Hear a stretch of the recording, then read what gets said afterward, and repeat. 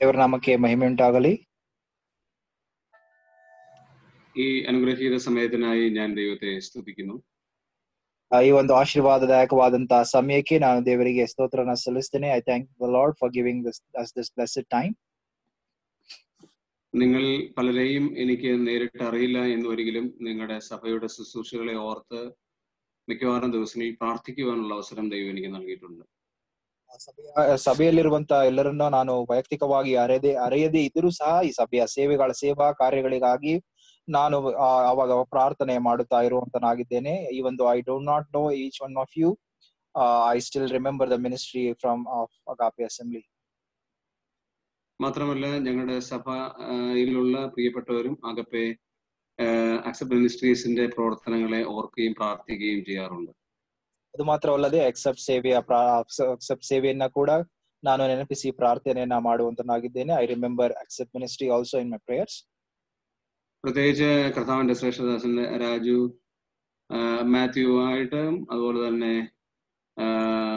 മറ്റു ചില പ്രിയപ്പെട്ടവരുമായി എനിക്ക് ഹൃദ്യമായ ബന്ധമുണ്ട്. ಅಲ್ಲದೆ ದೇವರ ಸೇವಕರಾದಂತಹ ರಾಜು ಮ್ಯಾಥ್ಯೂ ಸಹೋದರರನ್ನ ಮತ್ತು ಇನ್ನು ಕೆಲವು ಸಹೋದರರನ್ನ ನಾನು ಬಲ್ಲವನಾಗಿದ್ದೇನೆ. ಅವರೊಟ್ಟಿಗೆ ನಾನು ಅನ್ಯೋನ್ಯತೆಯಲ್ಲಿದ್ದೇನೆ. I also know brother Raju Mathew and few others in our assembly. So ഇങ്ങനെ ഒരു അവസരം സ്വർഗത്തിലെ ദൈവം നൽകിയത് കൊണ്ട് ഞാൻ ദൈവത്തെ വീണ്ടും മഹത്വപ്പെടുത്തുകയാണ്. ನಾನು ಈ ರೀತಿಯಾದಂತ ಮತ್ತೊಂದು ಅವಕಾಶವನ್ನ ಆತನು ನಮಗೆ ದಯಪಾಲಿಸಿದ್ದಕ್ಕಾಗಿ ನಾನು ದೇವರಿಗೆ ಸ್ತೋತ್ರವನ್ನು ಸಲ್ಲಿಸ್ತೇನೆ. I thank the Lord for this opportunity once again. ഏത് വിഷയത്തെ കുറിച്ച് സംസാരിക്കണം എന്ന് ഞാൻ ദിവസങ്ങളിൽ പ്രാർത്ഥിച്ചുകൊണ്ടിരുന്നു. ಯಾವ ಒಂದು ವಿಷಯದಕ್ಕೋಸ್ಕರ ನಾನು ಮಾತನಾಡಬೇಕೆಂಬುದಾಗಿ ನಾನು ಪ್ರಾರ್ಥನೆಯನ್ನ ಮಾಡುತ್ತಿರುವಾಗ as I was praying for the topic, ദൈവന്റെ ഹൃദയത്തിലേക്ക് വളരെ സുപരിചിതമായിരിക്കുന്ന ഫെമിലിയർ പാസേജ് ആണ് എന്റെ ഹൃദയത്തിലേക്ക് നൽകുവാനിടയായത്. ಬಹಳ ಚಿರಪರಿಚಿತವಾದಂತಹ ಒಂದು ವಾಕ್ಯ ಭಾಗವನ್ನೇ ನನ್ನ ಹೃದಯದಲ್ಲಿ ಆತನು ಇಟ್ಟಿದ್ದಾನೆ. സോ ഞാൻ വായിക്കാൻ ആഗ്രഹിക്കുന്നത് ഫിലിപ്പ് ലേഖനം 4-ാം അധ്യായം 4 മുതൽ 7 വരെയുള്ള വാക്യങ്ങളാണ്. ನಾನು ಓದುವುದಕ್ಕೆ ಧ್ಯಾನ ಮಾಡಲಿಕ್ಕೆ ಬಯಸುವಂತ ವಚನ ಭಾಗವು ಫಿಲಿಪಿದವರಿಗೆ ಬರೆದ ಪತ್ರಿಕೆ 4ನೇ ಅಧ್ಯಾಯ 4ನೇ ವಚನದಿಂದ 7ನೇ ವಚನದವರೆಗೆ. This evening I would like to meditate upon Philippians chapter 4 verses 4 to 7. Brother, can you read in Kannada? Sure, brother. ಫಿಲಿಪಿದವರಿಗೆ ಬರೆದ ಪತ್ರಿಕೆ 4ನೇ ಅಧ್ಯಾಯ 4ರಿಂದ 7ನೇ ವಚನ. ಯಾವಾಗಲೂ ಕರ್ತನಲ್ಲಿ ಸಂತೋಷಿಸಿರಿ, ಸಂತೋಷ ಪಡಿರಿ ಎಂದು ತಿರುಗಿ ಹೇಳುತ್ತೇನೆ. ನಿಮ್ಮ ಸೈರಣೆಯು ಎಲ್ಲಾ ಮನುಷ್ಯರಿಗೆ ಗೊತ್ತಾಗಲಿ, ಕರ್ತನು ಹತ್ತಿರವಾಗಿದ್ದಾನೆ. ಯಾವ ಸಂಬಂಧವಾಗಿಯೂ ಚಿಂತೆ ಮಾಡದೆ ಸರ್ವ ವಿಷಯದಲ್ಲಿ ದೇವರ ಮುಂದೆ ಕೃತಜ್ಞತಾ ಸ್ತುತಿಯನ್ನು ಪ್ರಾರ್ಥನೆ ವಿಜ್ಞಾಪನೆಗಳನ್ನು ಮಾಡುತ್ತಾ ನಿಮಗೆ ಬೇಕಾದುದನ್ನ ತಿಳಿಯಪಡಿಸಿರಿ. ಆಗ ಎಲ್ಲಾ ಗ್ರಹಿಕೆಯನ್ನು ಮೀರುವ ದೇವ ಶಾಂತಿಯು ನಿಮ್ಮ ಹೃದಯಗಳನ್ನ ಯೋಚನೆಗಳನ್ನು ಕ್ರಿಸ್ತ ಯೇಸುವಿನಲ್ಲಿ ಕಾಯುವುದು.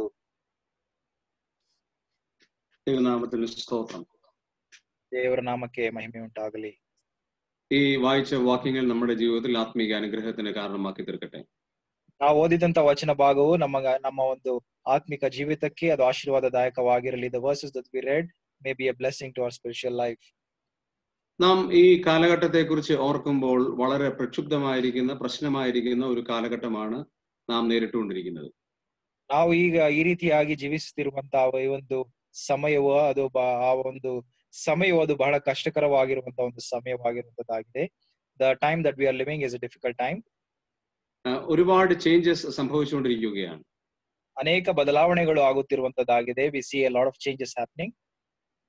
social changes is happening here and there. ಒಂದು ಸಾಮಾಜಿಕವಾದಂತಹ ಒಂದು ಬದಲಾವಣೆಗಳು ಆಗುತ್ತಿರುವಂತದ್ದನ್ನ ನಾವು ನೋಡಬಹುದು. And in political changes is happening.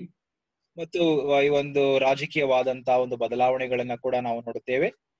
And also the spiritually circumstances is also changing. ಆತ್ಮಿಕವಾದಂತಹ ಒಂದು ವಲಯದಲ್ಲಿಯೂ ಕೂಡ ಒಂದು ಅನೇಕ ಬದಲಾವಣೆಗಳನ್ನ ನಾವು ನೋಡುತ್ತಾ ಇದ್ದೇವೆ. അങ്ങനെയുള്ള ഈ സാഹചര്യത്തിൽ നമ്മളുടെ ദൗത്യം എന്താണ്? ಈ ರೀತಿಯಾದಂತಹ ಒಂದು ಸಮಯದಲ್ಲಿ ನಮಗಿರುವಂತ ಜವಾಬ್ದಾರಿಕೆ ರೆಸ್ಪಾನ್ಸಿಬಿಲಿಟಿ ಬ್ರದರ್. ಜವಾಬ್ದಾರಿ. What is the responsibility that we have during this time? ನಮಗಿರುವಂತಹ ಜವಾಬ್ದಾರಿಕೆ ಏನಾಗಿದೆ? ഇത് നമ്മൾ പല പ്രാവശ്യവും പല ആളുകളിലൂടെയും ചിന്തിക്കുകയും കേൾക്കുകയും ചെയ്തിട്ടുള്ളതാണ് എന്ന് സംശയമില്ല. ಈ ರೀತಿಯಾಗಿ ಅನೇಕ ಸಂಗತಿಗಳನ್ನ ಬೇರೆ ವ್ಯಕ್ತಿಗಳಿಂದ ನಾವು ಕೇಳಿದ್ದೇವೆ ಎಂಬುದಾಗಿ ನಾವು ನೋಡುತ್ತೇವೆ.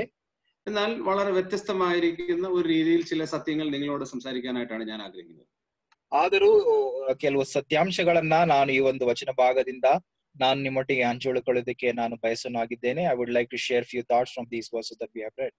എനിക്കറിയാം ഈ വാക്യങ്ങൾ എല്ലാവർക്കും സുപരിചിതമാണ്. ಈ ಒಂದು ವಚನ ಭಾಗಗಳು ನಮಗೆಲ್ಲರಿಗೂ ಬಹಳ ಚಿರಪರಿಚಿತವಾದಂತ ವಚನ ಭಾಗವಾಗಿದೆ. We all know these familiar versus. അത് മാത്രമല്ല, അനേക പ്രസംഗങ്ങൾ നമ്മൾ ഈ ഭാഗത്തു നിന്ന് ചെയ്തിട്ടുമുണ്ട്, നമ്മൾ പ്രസംഗങ്ങൾ കേട്ടിട്ടുമുണ്ട്.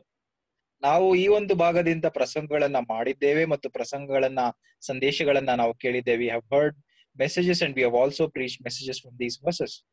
അതുകൊണ്ട് നിങ്ങളുടെ ഹൃദയങ്ങളെ ക്ലോസ് ചെയ്യരുത്. വളരെ വ്യത്യസ്തമായ ഒരു നിലയിൽ നിങ്ങളുടെ മുമ്പാകെ സബ്ജക്ട് അവതരിപ്പിക്കാനാണ് ദൈവത്തിന്റെ ആത്മാവ് എന്റെ ഹൃദയത്തിൽ പ്രേരണ നൽകിയത്.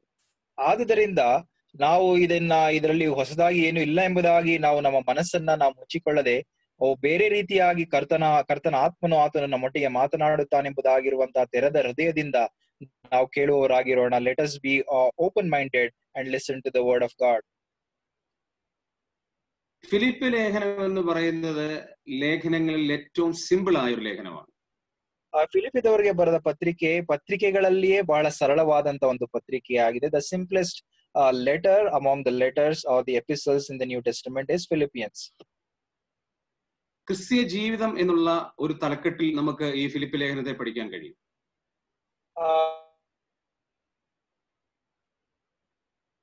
ಇದರಲ್ಲಿ ಈ ಒಂದು ಪತ್ರಿಕೆಯನ್ನ ನಾವು ಓದಬಹುದು.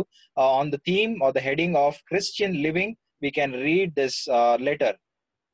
അങ്ങനെ ആകുമ്പോൾ 4 അധ്യായങ്ങളിൽ 4 types of Christian living is presented. ಈ ಒಂದು 4 ಅಧ್ಯಾಯಗಳಲ್ಲಿ 4 ರೀತಿಯಾದಂತ ಕ್ರೈಸ್ತಿಯ ಜೀವಿತವನ್ನ ನಾವು ಓದಬಹುದು ಅಥವಾ ನೋಡಬಹುದು. In chapter 1 verse 21 we can see that the philosophy of Christian living. 1ನೇ ಅಧ್ಯಾಯ 21ನೇ ವಚನದಲ್ಲಿ ಈ ಒಂದು ಕ್ರೈಸ್ತಿಯ ಜೀವಿತಕ್ಕೆ ಇರುವಂತಹ ಒಂದು ಫಿಲಾಸಫಿ, ಒಂದು ನಿಯಮ ಆಗಿರುವಂತದ್ದಾಗಿದೆ. നമ്മുടെ ജീവിതങ്ങളിലെ ഏറ്റവും വലിയ ഫിലോസഫി എന്ന് പറയുന്നത് ജീവിച്ചാൽ ക്രിസ്തു, മരിച്ചാൽ ലാഭം. ಇಲ್ಲಿ ನಾವು ಓದುವ ಹಾಗೆ ನಮ್ಮ ಕ್ರಿಸ್ತಿಯ ಜೀವಿತದಲ್ಲಿ ದೊಡ್ಡದಾದಂತ ಒಂದು ತತ್ವ, ನಮ್ಮ ಜೀವನಕ್ಕೆ ಇರಬೇಕಾದಂತ ಒಂದು ತತ್ವ, ನನಗಂತೂ ಬದುಕುವುದಂದರೆ ಕ್ರಿಸ್ತನೇ, ಸಾಯುವುದು ಲಾಭವೇ ಎಂಬುದಾಗಿ. If we have any philosophy of Christian living, it is for me to live is Christ and to die is gain. ഇതാണ് പൗലോസ് പറയുന്ന ഒന്നാമത്തെ തത്വശാസ്ത്രം. ಪೌಲನು ಒಂದನೇದಾಗಿ ಹೇಳುವಂತ ಒಂದು ತತ್ವ ಇದೇ ಆಗಿರುವಂತದ್ದಾಗಿದೆ. The first philosophy or the Christian living principle that he presents before us is this. And the second one, chapter 2 verse 5. 2ನೇ ಅಧ್ಯಾಯ 5ನೇ ವಚನ. I mean 2 verse 4. 2ನೇ ಅಧ್ಯಾಯ 4ನೇ ವಚನ. അവിടെ പൗലോസ് അപ്പോസ്തലൻ പറയുന്ന പ്രധാനപ്പെട്ട കാര്യം, ಪೌಲನು ಅಲ್ಲಿ ಹೇಳುವಂತ ಒಂದು ಮುಖ್ಯವಾದಂತ ಸಂಗತಿ, an important truth that he brings in this verse is the pattern of Christian living. ಕ್ರೈಸ್ತಿಯ ಜೀವಿತದ ಒಂದು ಶೈಲಿ. ഓരോരുത്തൻ സ്വന്തം ഗുണമല്ല മറ്റുള്ളവരുടെ ഗുണം കൂടെ നോക്കണം. ನಿಮ್ಮಲ್ಲಿ ಪ್ರತಿಯೊಬ್ಬನು ಸ್ವಹಿತವನ್ನು ಮಾತ್ರ ನೋಡದೆ ಪರಹಿತವನ್ನು ಸಹ ನೋಡಲಿ.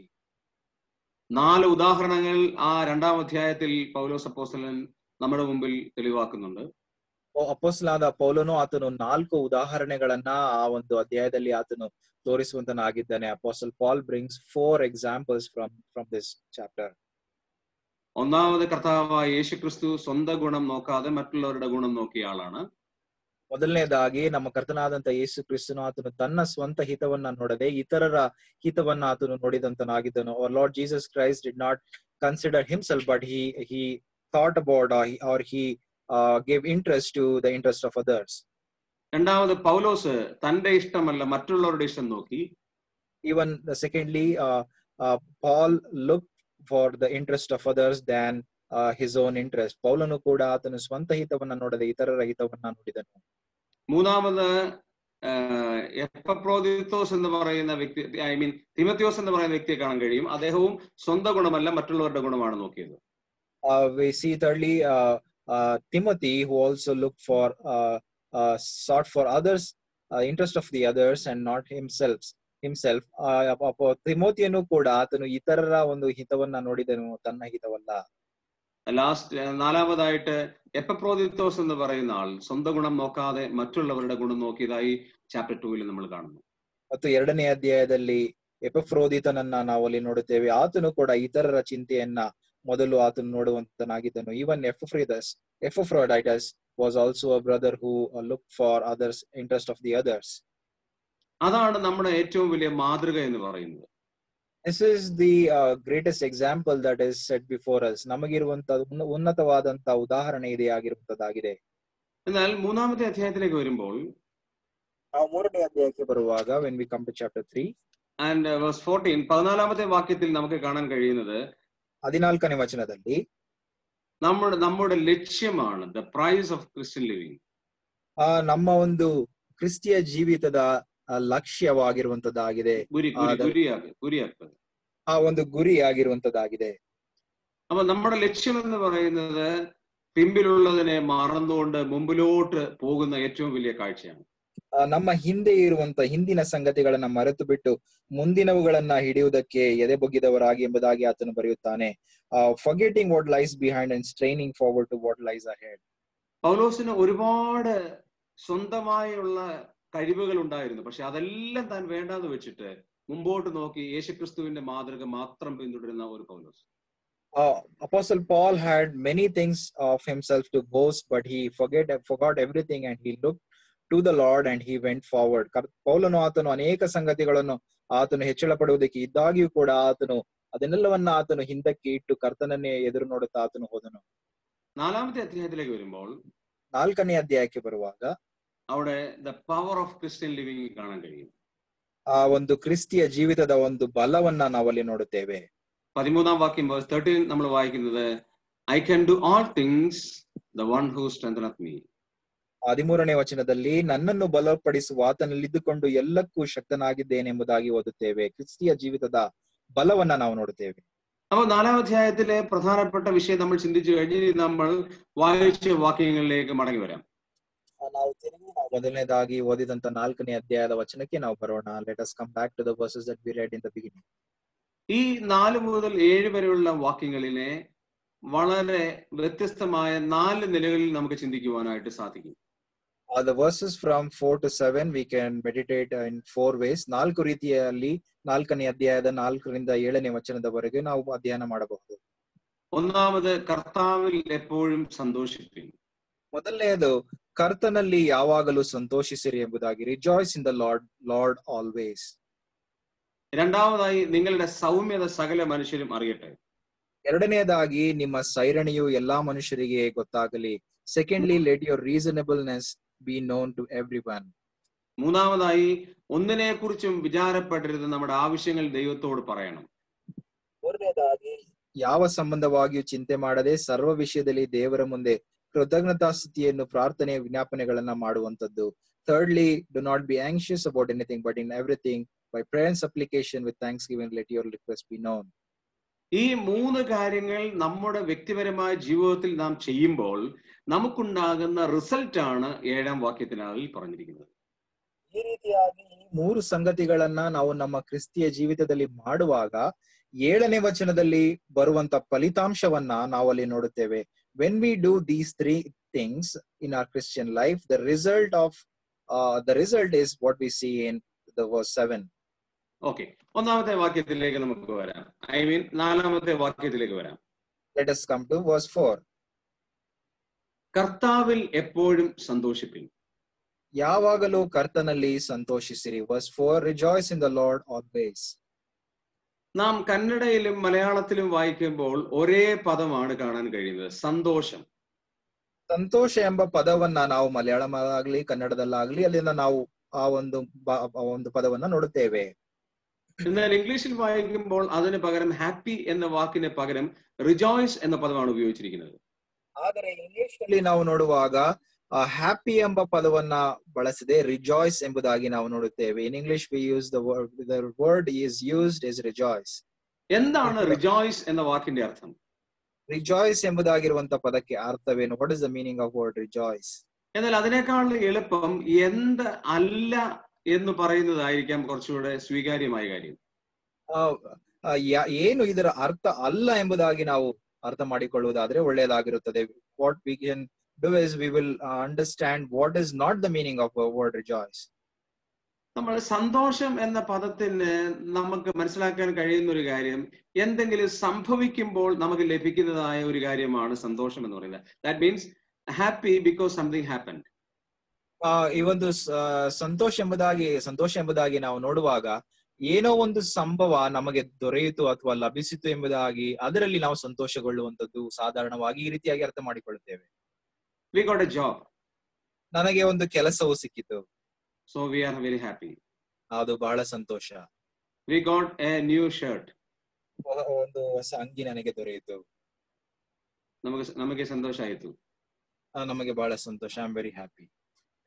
അപ്പോ സംതിങ് നമ്മുടെ ജീവിതത്തിൽ സംഭവിക്കുമ്പോഴാണ് സന്തോഷം എന്ന് പറയുന്നത്, ഹാപ്പി എന്ന് പറയുന്നത്. ಸಂತೋಷ ಅದು ಹ್ಯಾಪಿ ಎಂಬುದಾಗಿ ನೋಡುವಾಗ ನಮ್ಮ ಜೀವಿತದಲ್ಲಿ ಏನೋ ಸಂಭವಿಸಿತು, ಆದುದರಿಂದ ನಾವು ಸಂತೋಷವಾಗಿದ್ದೇವೆ. Something has happened, that is the reason we are happy is the general meaning. എന്നാൽ റിജോയ്സ് എന്ന് പറയുന്നത് അങ്ങനെ ഒരു ಅರ್ಥವೇ ಅಲ್ಲ. ಆದರೆ ರಿಜಾಯ್ಸ್ ಎಂಬುದಾಗಿ ಇರುವಂತ ಪದಕ್ಕೆ ಅರ್ಥ ಅದಲ್ಲ. Rejoice, the meaning of the word rejoice is not the meaning that we are discussing about. അപ്പൊ ഇവിടെ നമ്മൾ വായിക്കുന്നു റിജോയ്സ് ഇൻ ദ ലോർഡ്, കർത്താവിൽ സന്തോഷിക്കണം. ಇಲ್ಲಿ ನಾವು ನೋಡುತ್ತೇವೆ ಕರ್ತನಲ್ಲಿ ಸಂತೋಷಿಸಿರಿ, ರಿಜಾಯ್ಸ್ ಇನ್ ದ ಲಾರ್ಡ್. എങ്ങനെയാണ് കർത്താവിൽ സന്തോഷിക്കുക എന്ന് പറഞ്ഞാൽ? ಅದರ ಅರ್ಥವೇನು ಅಂದ್ರೆ ಕರ್ತನಲ್ಲಿ ಸಂತೋಷಿಸುವುದು ಹೇಗೆ? How can be rejoice in the lord? ഞാൻ എന്റെ ചെറുപ്പത്തിൽ എന്റെ കുഞ്ഞു പ്രായത്തിൽ ഞാൻ ചിന്തിച്ചത്, ദൈവ മക്കളെല്ലാം കൂടെ ഒരുമിച്ച് ഇങ്ങനെ കൂടെ ഇരുന്ന് ജോക്കൊക്കെ പറഞ്ഞു കഴിയുമ്പോൾ അത് വലിയൊരു സന്തോഷമാണ്. അതാണോ കർത്താവിലുള്ള സന്തോഷം? അങ്ങനെയാണ് ഞാൻ ചിന്തിച്ചിരുന്നത്. ನಾನು ನನ್ನ ಚಿಕ್ಕ ವಯಸ್ಸಿನಲ್ಲಿ ಈ ರೀತಿಯಾಗಿ ಇದನ್ನ ಅರ್ಥ ಮಾಡಿಕೊಂಡೆನು. ದೇವರ ಮಕ್ಕಳು ಅವರೆಲ್ಲರೂ ಒಟ್ಟಾಗಿ ಸೇರಿಕೊಂಡು ಒಂದು ತಮಾಷೆಯನ್ನ ಮಾಡುವಾಗ ಅವರು ಕರ್ತನಲ್ಲಿ ಸಂತೋಷಿಸುವುದು ಎಂಬುದರ ಅರ್ಥ ಎಂಬುದಾಗಿ ನಾನು ನೆನೆಸಿದ್ದೆ. Okay, you can tell in English also. When God's people gather together, this is what I thought when I was very young. They gather together and say some joke, and this is how they rejoice in the Lord, is what I thought. എന്നാൽ അങ്ങനെ അല്ല. ಆದರೆ ಇದರ ಅರ್ಥ ಅದಲ್ಲ. This is not the meaning of rejoicing. എന്താണ് അതിന്റെ യഥാർത്ഥ അർത്ഥം? ನಿಜವಾದಂತ ಅರ್ಥ ಅದು ಏನಾಗಿದೆ? What is the real meaning behind the word? ആർക്കാണ് കർത്താവിൽ സന്തോഷിക്കുവാനായിട്ട് കഴിയുക? ಯಾರಿಗೆ ಕರ್ತನಲ್ಲಿ ಸಂತೋಷಿಸುವುದಕ್ಕೆ ಸಾಧ್ಯ? Who can rejoice in the Lord? ഒന്നാമത്തെ കാര്യം, ಮೊದಲನೇದಾಗಿ ഒന്നാമത്തെ വാക്യം, 4-ാം അധ്യായം 1-ാം വാക്യം, 4ನೇ ಅಧ್ಯಾಯದ 1ನೇ ವಚನ. Those who are stand firm in the Lord, only they can rejoice in the Lord. ಕರ್ತನಲ್ಲಿ ದೃಢವಾಗಿ ನಿಲ್ಲುವವರು ಕರ್ತನಲ್ಲಿ ಸಂತೋಷಿಸುವವರಾಗಿದ್ದಾರೆ. Are you stand fast in the Lord? ನೀವು ಕರ್ತನಲ್ಲಿ ದೃಢವಾಗಿ ನಿಂತಿದ್ದೀರೋ? തീർച്ചയായിട്ടും നമ്മൾ പറയും, തീർച്ചയായിട്ടും നമ്മൾ രക്ഷിക്കപ്പെട്ടു, സ്നാനപ്പെട്ടു, വളരെ ആത്മീയ കൃപകളുണ്ട്, അതുകൊണ്ട് ഞങ്ങൾ കർത്താവിൽ നിലനിൽക്കുന്നവരാണ്. ಈ ರೀತಿಯಾಗಿ ಕೇಳುವಾಗ ನಿಜವಾಗಿ ಹೌದು, ನಾನು ರಕ್ಷಣೆ ಬಂದಿದ್ದೇನೆ, ದೀಕ್ಷಾಸ್ನಾನ ಹೊಂದಿದ್ದೇನೆ ಮತ್ತು ಕರ್ತನ ಒಂದು ವರಗಳನ್ನ ನಾನು ಆಶೀರ್ವಾದಗಳನ್ನ ನಾನು ಅನುಭವಿಸ್ತಾ ಇದ್ದೇನೆ, ನಿಜವಾಗಿ ನಾನು ದೃಢವಾಗಿದ್ದೇನೆ ಎಂಬುದಾಗಿ ಹೇಳಬಹುದು. If you ask this question, yes, I'm saved, I'm baptized, I'm enjoying all the blessings of the Lord, therefore I'm standing firm in the Lord. But അങ്ങനെയല്ല ബൈബിൾ പറയുന്നത്. ಆದ್ರೆ ಒಂದು ಸತ್ಯವೇದವು ಈ ರೀತಿಯಾಗಿ ಹೇಳುವುದಿಲ್ಲ. But the word of God says something else. Bible ഈ വാക്യം നമ്മൾ ശ്രദ്ധിച്ചു വായിച്ചാൽ, ದೇವರ ವಾಕ್ಯದಲ್ಲಿ ಈ ವಾಕ್ಯವನ್ನ ನಾವು ಶ್ರದ್ಧೆಯಿಂದ ನೋಡುವುದಾದ್ರೆ, when we really look into this word from the word of God, അവിടെ 5 പ്രധാനപ്പെട്ട കാര്യങ്ങൾ നമ്മുടെ പൊസിഷനെ പറ്റി പറയുന്നുണ്ട്. ನಮ್ಮ ಒಂದು ಸ್ಥಾನದ ಕುರಿತಾಗಿ 5 ಸಂಗತಿಗಳನ್ನ, ಮುಖ್ಯವಾದಂತಹ ಸಂಗತಿಗಳನ್ನ ದೇವರ ವಾಕ್ಯವು ತಿಳಿಸಿದೆ. In regards to our position, there are 5 main things that the word of God talks about. കർത്താവിൽ നിലനിൽക്കുന്നത് ആ പൊസിഷൻ മനസ്സിലാക്കുന്ന ആളുകളാണ്. ಈ ಒಂದು ಕರ್ತನಲ್ಲಿ ದೃಢವಾಗಿ ನಿಲ್ಲುವವರು ಈ ಒಂದು ಸ್ಥಾನದ ಕುರಿತಾಗಿ ಸರಿಯಾಗಿ ಅರ್ಥ ಮಾಡಿಕೊಂಡಿರುವವರು. Those who stand firm in the Lord are those who have understood these 5 important positions that a believer has in Christ. ഒന്നാമത്തെ കാര്യം, ಮೊದಲನೇದಾಗಿ, firstly, you are beloved in the Lord. ನೀವು ಕರ್ತನಲ್ಲಿ ಪ್ರಿಯರಾಗಿದ್ದೀರಿ. And second one, that we are God's joy. ಎರಡನೇದಾಗಿ ನಾವು ಕರ್ತನ ಸಂತೋಷವಾಗಿದ್ದೇವೆ. And the third one, we are God's crown. ನಾವು ಈ ಒಂದು ಜಯಮಾಲೆಯೂ ಆಗಿದ್ದೇವೆ. And we are longing for to the Lord. ಮತ್ತು ನಾವು ಕರ್ತನ ಬರೋಣಕ್ಕಾಗಿ ನಾವು ಎದುರು ನೋಡುವಂತರಾಗಿದ್ದೇವೆ. And one more thing, that we are brothers. ಮತ್ತು ಇನ್ನೊಂದು ಸಂಗತಿ ಅಲ್ಲಿ ನಾವು ನೋಡುತ್ತೇವೆ, ನಾವು ಸಹೋದರರು ಆಗಿದ್ದೇವೆ. എന്താണ് ഈ സഹോദരൻ എന്ന വാക്കിന്റെ അർത്ഥം? ಈ ಒಂದು ಸಹೋದರರು ಅಥವಾ ಬ್ರದರ್ಸ್ ಎಂಬುದಾಗಿ ಹೇಳುವಂತ ಅರ್ಥವೇನು? What is the meaning of brothers? Paulose ദൈവത്തിന്റെ ആത്മാവിലൂടെ പറയുന്ന വളരെ പ്രാധാന്യമുള്ള കാര്യം, ಪೌಲನು ಆತನು ದೇವರ ಆತ್ಮನಿಂದ ಪ್ರೇರಿತನಾಗಿ ಮುಖ್ಯವಾಗಿ ಆತನು ಹೇಳುತ್ತಿದ್ದಾನೆ. Paul under the inspiration of the Holy Spirit is telling something important. നിങ്ങൾ ഈ 5 കാര്യങ്ങളും ശരിക്കും മനസ്സിലാക്കിയാൽ മാത്രമേ കർത്താവിൽ നിലനിൽക്കുവാനായിട്ട് കഴിയുള്ളൂ. ಈ ಒಂದು 5 ಮುಖ್ಯವಾದಂತ ಸಂಗತಿಗಳನ್ನ ಅರ್ಥ ಮಾಡಿಕೊಂಡರೆ, ನಾವು ನಮ್ಮಲ್ಲಿರುವಂತ ಸ್ಥಾನ ಅರ್ಥ ಮಾಡಿಕೊಂಡರೆ ನಾವು ಕರ್ತನಲ್ಲಿ ದೃಢವಾಗಿ ನಿಲ್ಲುವುದಕ್ಕೆ ಸಾಧ್ಯ. Only when we understand the position, these 5 important positions of a believer, then only they can stand firm in the Lord. അതിനകത്ത് ഒരു കാര്യം മാത്രം ഞാൻ എക്സ്പ്ലെയിൻ ചെയ്യാനായിട്ട് ആഗ്രഹിക്കുകയാണ്. ಇದರಲ್ಲಿ ಒಂದು ಕಾರ್ಯವನ್ನು ಮಾತ್ರ ನಾನು ವಿವರಿಸುವುದಕ್ಕೆ ಬಯಸುತ್ತೇನೆ. only one thing that I would like to explain. What is the meaning of the word brethren? ಸಹೋದರರು ಎಂಬುದಾಗಿರುವಂತ ಅರ್ಥ ಏನಾಗಿದೆ? നമ്മൾ പറയും we are brethren. ನಾವು ಹೇಳುತ್ತೇವೆ ನಾವು ಸಹೋದರರು ಎಂಬುದಾಗಿ. എന്നാൽ ബൈബിൾ അർത്ഥമാക്കുന്നത് അതിനേക്കാട്ടിലും ആഴമേറിയ ഒരു അർത്ഥമാണ്. ಆದರೆ ಸತ್ಯವೇದದಲ್ಲಿ ಬಹಳ ಆಳವಾಗಿರುವಂತ ಅರ್ಥ ಇದಕ್ಕೆ ಇರುವಂತದ್ದಾಗಿದೆ. there is a deeper meaning behind the word brethren. നമ്മൾ എല്ലാവരും രക്തബന്ധമുള്ളവരല്ല, പരസ്പരം ശാരീരിക രക്തബന്ധമുള്ളവരല്ല. ನಾವೆಲ್ಲರೂ ಶಾರೀರಿಕವಾದಂತ ರಕ್ತ ಸಂಬಂಧವನ್ನ ಹೊಂದಿದವರಲ್ಲ. We are not blood relatives.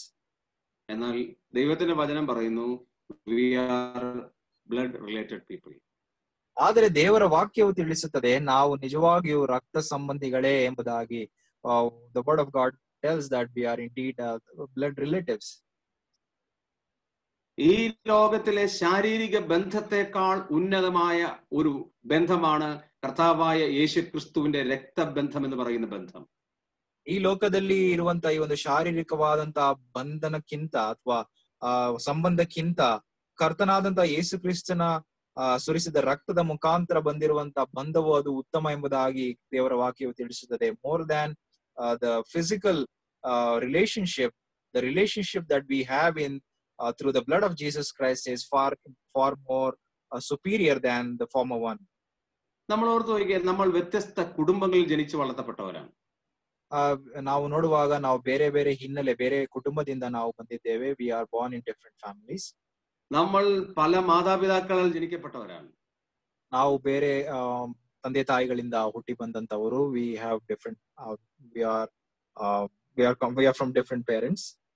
നമ്മൾ വിവിധ കൾച്ചറിൽ ജനിച്ചു വളർത്തപ്പെട്ടവരാണ്. ನಾವು ಬೇರೆ ಬೇರೆ ಸಂಸ್ಕೃತಿಯಲ್ಲಿ ಜನಿಸಿ ಬಂದಂತವರು. we have come from different backgrounds and culture.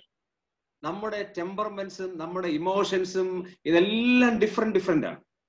ನಮ್ಮ ಒಂದು ಉದ್ರೇಕಗಳು, ನಮ್ಮ ಆಲೋಚನೆಗಳು, ಭಾವನೆಗಳು ಬೇರೆ ರೀತಿಯಾಗಿರುವಂತದ್ದಾಗಿದೆ. our emotions, our temperaments are different. But എന്നാൽ എല്ലാത്തിനും കർത്താവ് പറയാണ്, ദൈവത്തിന്റെ വചനം പറയാണ്, you all are brethren. ಆದರೆ ದೇವರ ವಾಕ್ಯವು ಸ್ಪಷ್ಟವಾಗಿ ತಿಳಿಸುತ್ತದೆ ನೀವೆಲ್ಲರೂ ಸಹೋದರರು ಎಂಬುದಾಗಿ. we came from the same womb of Christ. ಕ್ರಿಸ್ತನ ಉದರದಲ್ಲಿ ನಾವು ಬಂದಂತವರು ನಾವು ಆಗಿದ್ದೇವೆ ನಾವೆಲ್ಲರೂ. that is the word meaning brethren. ಅದೇ ಸಹೋದರರು ಎಂಬುದಾಗಿರುವಂತ ಅರ್ಥವಾಗಿದೆ. ഈ അർത്ഥം എത്രത്തോളം നമ്മൾ മനസ്സിലാക്കുന്നു അത്രത്തോളം മാത്രമേ കർത്താവിൽ നമുക്ക് നിലനിൽക്കുവാനായിട്ട് കഴിയുള്ളൂ. ಈ ಒಂದು ಸತ್ಯಾಂಶವನ್ನ ನಾವು ಎಷ್ಟರ ಮಟ್ಟಿಗೆ ನಾವು ಅರ್ಥ ಮಾಡಿಕೊಳ್ಳುತ್ತೇವೋ ಅಷ್ಟರ ಮಟ್ಟಿಗೆ ನಾವು ಕರ್ತನಲ್ಲಿ ದೃಢವಾಗಿ ನಿಲ್ಲುವಂತರಾಗಿರುತ್ತೇವೆ. only when we understand this important truth, then only we can stand firm in the Lord. പല ഗോത്രത്തിൽ നിന്ന്, ജാതിയിൽ നിന്ന്, വംശത്തിൽ നിന്ന് ചേർക്കപ്പെട്ടവരായ നാം എല്ലാവരും ക്രിസ്തുവിൽ ഒന്നാണ്, ഒരു സഹോദരനാണ്, സഹോദരന്മാരാണ് എന്നുള്ള ആ വലിയ ഹൃദ്യമായ ബന്ധം വരുമ്പോഴാണ് കർത്താവിൽ നമ്മൾ നിലനിൽക്കുന്നത്. ನಾವು ಬೇರೆ ಬೇರೆ ಹಿನ್ನೆಲೆ ಆ ಒಂದು ರೀತಿಯಲ್ಲಿ ಬಂದಿರುವಾಗ ನಿಜವಾಗಿಯೂ ನಾವು ಕರ್ತನಲ್ಲಿ ನಾವು ಆತನ ಮುಖಾಂತರ ನಾವೆಲ್ಲರೂ ಒಂದೇ ಸಂಬಂಧದಲ್ಲಿ ಒಂದೇ ಸಹೋದರರು ನಾವು ಆಗಿದ್ದೇವೆ ಎಂಬುದಾಗಿ ನಿಜವಾಗಿ ನಮಗೆ ಅರ್ಥವಾಗುವಾಗ ನಾವು ಕರ್ತನಲ್ಲಿ ದೃಢವಾಗಿ ನಿಲ್ಲುವುದಕ್ಕೆ ಸಾಧ್ಯ. Only when we understand the position that we have in Christ as brethren, then only we can stand firm in the Lord. രണ്ടാമതായി കർത്താവിൽ സന്തോഷിക്കണമെങ്കിൽ നമ്മൾ one mind in the Lord. We need one mind in the Lord. ಮತ್ತು ಕರ್ತನಲ್ಲಿ ಸಂತೋಷಿಸುವುದು ಆಗಿದ್ದರೆ ಕರ್ತನಲ್ಲಿ ಸಂತೋಷಿಸುವುದಕ್ಕೆ ಸಾಧ್ಯವಾಗಬೇಕಾದರೆ ನಾವೆಲ್ಲರೂ ಒಂದೇ ಮನಸ್ಸುಳ್ಳವರು ನಾವಾಗಿರಬೇಕು. 4-ാം അധ്യായം 2-ാം വാക്യം എന്നാണ് പറയുന്നത്. In chapter 4 verse 2, that is what we see. 4:2 ನಾವು ಅದನ್ನೇ ಓದುವಂತದ್ದು. അവിടെ ഇംഗ്ലീഷ് ബൈബിളിൽ NASB ബൈബിളിൽ ഉപയോഗിക്കുന്നത് live harmony in the Lord എന്നാണ്. ಬೇರೆ ಒಂದು ತರ್ಜುಮೆಯಲ್ಲಿ ನಾವು ನೋಡುತ್ತೇವೆ ಒಂದೇ ರೀತಿಯಲ್ಲಿ ಒಂದೇ ಮನಸ್ಸುಳ್ಳವರಾಗಿರ್ರಿ ಎಂಬುದಾಗಿ ಅರ್ಥ. ಈ ಹಾರ್ಮಣಿ ಎನ್ನ ಪದಂ ಸಂಗೀತത്തോട് ബന്ധപ്പെട്ട ಪದമാണ്. ಈ ಒಂದು ಹಾರ್ಮನಿ ಎಂಬುದಾಗಿರುವಂತಹ ಪದವು ಅಲ್ಲಿ ಉಪಯೋಗಿಸಲ್ಪಟ್ಟಿದೆ. ಅಂದರೆ ಈ ಒಂದು ಸಂಗೀತದಲ್ಲಿ ಒಂದೇ ರೀತಿಯಾಗಿ ಅದು ಕೂಡಿ ಬರುವಂತದ್ದು ಅದರ ಅರ್ಥ. നമ്മൾ ഈ കർണാട്ടിക് മ്യൂസിക് പഠിക്കുമ്പോൾ ഇതിനകത്ത് രസകരമായ കുറെ കാര്യങ്ങൾ ഉൾപ്പെടുത്തിയിട്ടുണ്ട്. ಈ ಒಂದು ಕರ್ನಾಟಿಕ್ ಒಂದು ಸಂಗೀತವನ್ನ ನಾವು ಕಲಿಯುವಾಗ ಅದರ ಕುರಿತಾಗಿ ನೋಡುವಾಗ ಬಹಳ ಸುಂದರವಾಗಿ ಅಲ್ಲಿ ರಚಿಸಲ್ಪಟ್ಟಿರುತ್ತದೆ. In Carnatic music it's a beautiful music. വളരെ ചെറിയ മൈന്യൂട്ടായ രാഗങ്ങളും താളങ്ങളും ലയങ്ങളും പോലും സംയോജിപ്പിക്കുമ്പോഴാണ് ഒരു സംഗീതം ഏറ്റവും ಬ್ಯೂಟಿಫುಲ್ ಆಗಿ ಮಾರುತ್ತದೆ, ಹಾರ್ಮೋನಿಯಾಗಿ ಮಾರುತ್ತದೆ. ಈ ಒಂದು ಸಂಗೀತವು ಅದು ಬಹಳ ಸುಂದರವಾಗಿ ಮೂಡಿ ಬರಬೇಕಾದ್ರೆ ತಾಳ, ಲಯ ಮತ್ತು ರಾಗ ಎಲ್ಲವೂ ಕೂಡ ಸರಿಯಾಗಿ ಅದು ಕೂಡಿ ಬರಬೇಕು. If a song has to come up beautiful, everything has to come together. അതുപോലെയാണ് ഈ കർത്താവിൽ ഏകചിന്തയോടിരിക്കുക എന്ന് പറഞ്ഞതിന്റെ അർത്ഥം. ಆ ಒಂದು ಅರ್ಥದಲ್ಲಿಯೇ ನೀವೆಲ್ಲರೂ ಒಂದೇ ಮನಸ್ಸುಳ್ಳವರಾಗಿರಬೇಕೆಂಬುದಾಗಿ ಅದರ ಅರ್ಥವಾಗಿದೆ. In this context, this is what the Lord has told in this verse, that you agree or you be in harmony in the Lord. നമ്മൾ സംഗീതം വായിക്കുമ്പോൾ അല്ലെങ്കിൽ കേൾക്കുമ്പോൾ പഠിക്കുമ്പോൾ ചില ഓർഗൻസിന്റെയോ ചില ഗിറ്റാറിന്റെയോ ചില തബലയുടെ സൗണ്ട് കൂടുതൽ വരുമ്പോൾ അതൊരു ഹാർമണി ആയി മാറുന്നില്ല. ಒಂದು ಸಂಗೀತವನ್ನ ಕೇಳುವಾಗ ಯಾವ್ದಾದ್ರು ಒಂದು ವಾದ್ಯ ಅದರಲ್ಲಿರುವಂತಹ ಒಂದು ಶಬ್ದ ಅದು ಜಾಸ್ತಿ ಬರುವಂತದ್ದಾಗಿದ್ರೆ ಅಲ್ಲಿ ನಾವು ಆ ಒಂದು ಹಾರ್ಮನಿಯನ್ನ, ಆ ಒಂದು ಸುಂದರವನ್ನ ನಾವು ನೋಡುವುದಿಲ್ಲ. When we hear only one instrument in a song which is more than any other instrument, then we don't see a harmony there. എന്നാൽ ഇവിടെ കർത്താവിൽ പറയുകയാണ്, നമ്മളെല്ലാവരും വൺ മൈൻഡ് ആയിരിക്കണം, ഒരേ മൈൻഡ് ഉള്ളവരായിരിക്കണം. ಆದರೆ ಇಲ್ಲಿ ಕರ್ತನು ನಮಗೆ ತಿಳಿಸುವಂತದ್ದು, ಕರ್ತನಲ್ಲಿ ನೀವು ಒಂದೇ ಮನಸ್ಸುಳ್ಳವರು ಆಗಿರ್ರಿ ಎಂಬುದಾಗಿ. Here we read that you all should be in harmony in the Lord. എന്താണ് അങ്ങനെ ഇരിക്കുന്നതിന്റെ കാരണം? അങ്ങനെയുള്ള ഒരാൾക്ക് മാത്രമേ കർത്താവിൽ സന്തോഷിക്കാനായിട്ട് കഴിയുള്ളൂ. ಈ ರೀತಿಯಾಗಿ ಒಬ್ಬರು ಇರುವಾಗಲೇ ಕರ್ತನಲ್ಲಿ ಸಂತೋಷಿಸುವುದಕ್ಕೆ ಸಾಧ್ಯವಾಗಿರುತ್ತದೆ. Only when a person is in harmony in the Lord, then only he can enjoy or rejoice in the Lord. മൂന്നാമത്തെ കാര്യം, അതായത് നമ്മൾ ആദ്യം വായിച്ച കാര്യം, കർത്താവിൽ എപ്പോഴും സന്തോഷിക്കുക എന്ന് പറഞ്ഞാൽ, ಮೂರನೇದಾಗಿ ನಾವು ಈಗಾಗಲೇ ನೋಡಿದ ಹಾಗೆ ಕರ್ತನಲ್ಲಿ ಯಾವಾಗಲೂ ಸಂತೋಷಿಸಿರಿ ಎಂಬುದಾಗಿ ಹೇಳುವಾಗ, when it says rejoice in the Lord always, അത് ചില കാര്യങ്ങൾ സംഭവിക്കുമ്പോൾ സംഭവിക്കുന്ന ഒരു സന്തോഷമല്ല. ಏನೋ ಒಂದು ಸಂಗತಿ ನಮಗೆ ಸಂಭವಿಸುವುದಾದ್ರೆ, ನಮಗೆ ದೊರೆಯುವುದಾದ್ರೆ ಆಗುವಂತ ಆ ಒಂದು ಅರ್ಥ ಸಂತೋಷವಲ್ಲ. when we receive or when something has happened, when we are happy, that is not the happiness or the rejoicing it is mentioned here. ഹബക്കൂക്കിന്റെ പ്രവചനം 3-ാം അധ്യായം 17-ാം വാക്യത്തിൽ ഇപ്രകാരം നമ്മൾ വായിക്കുന്നുണ്ട്. ಹಬಕ್ಕೂಕನ ಪ್ರವಾದನ ಗ್ರಂಥ 3ನೇ ಅಧ್ಯಾಯ 17ನೇ ವಚನದಲ್ಲಿ ಈ ರೀತಿಯಾಗಿ ನಾವು ನೋಡುತ್ತೇವೆ. അതാണ് യഥാർത്ഥ സന്തോഷത്തിന്റെ ചിത്രമായി നമുക്ക് കാണാൻ കഴിയുന്നത്. ಅದೇ ನಿಜವಾದಂತ ಒಂದು ಸಂತೋಷ, ಯಥಾರ್ಥವಾದಂತ ಸಂತೋಷ ಎಂಬುದಾಗಿ ನಾವು ನೋಡುತ್ತೇವೆ. That is the real rejoicing or happiness in the Lord. അവിടെ അത്തിവൃക്ഷം തളർക്കുന്നില്ല.